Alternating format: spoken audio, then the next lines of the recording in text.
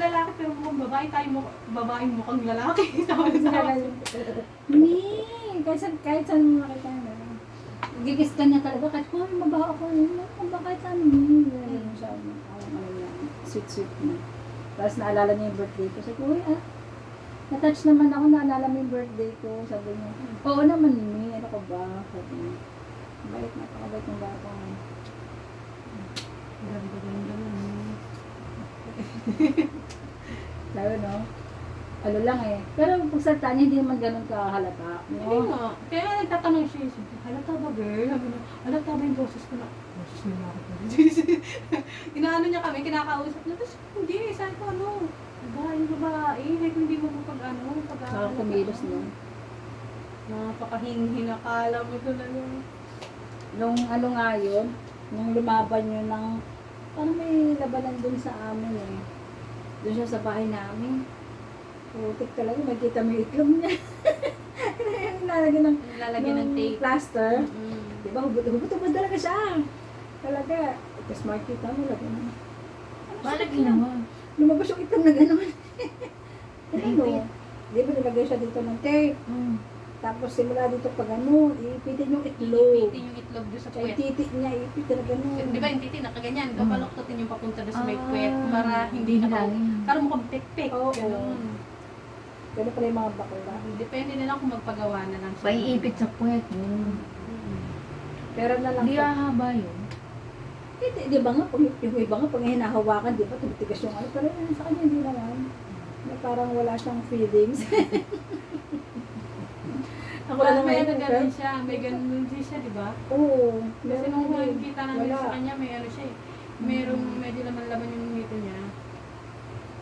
Yung kinis. Ang sabi na yun, nakakalo ka naman ba yung kinis-kinis mo? Pati pet talaga, pati kasi nakikita mo yung pet niya talaga, kinis. Walang ano, once yung pet mo sa pet ni MJ, dami yung pet ni MJ yung kinis. Ikaw, may kamakot mo dito. Yung bakla na nagkukwento mo sa akin. Ganda talaga. Gumanda na na yun. Ang ganda-ganda talaga. Ganda naman talaga. Makita, bumabing niya, ganda siya. Kaya pagpasok namin, ako kaya. Tahimik kami lahat doon. Biglang kumatok sa pinto. Pagbukas ng pinto, yung aura niyo. Kaya dito kayo lahat sa akin tumingin. Parang lagi siyang ano eh, sa mga picture, parang siya yung utang, ano, may dala-dalang ring light na. Ang ano lang mga ay pupunta tayo sa bahay namin. Yung mga chismosa namin kapit mo. Yung sa ano, natawag tayo ng picture-picture. Siya lagi yung ayos doon, tapos parang kami lahat mga basahan doon, tapos siya yung nandun nakatayo. Mga basahan nakakakapit doon sa maputing Mama Mary.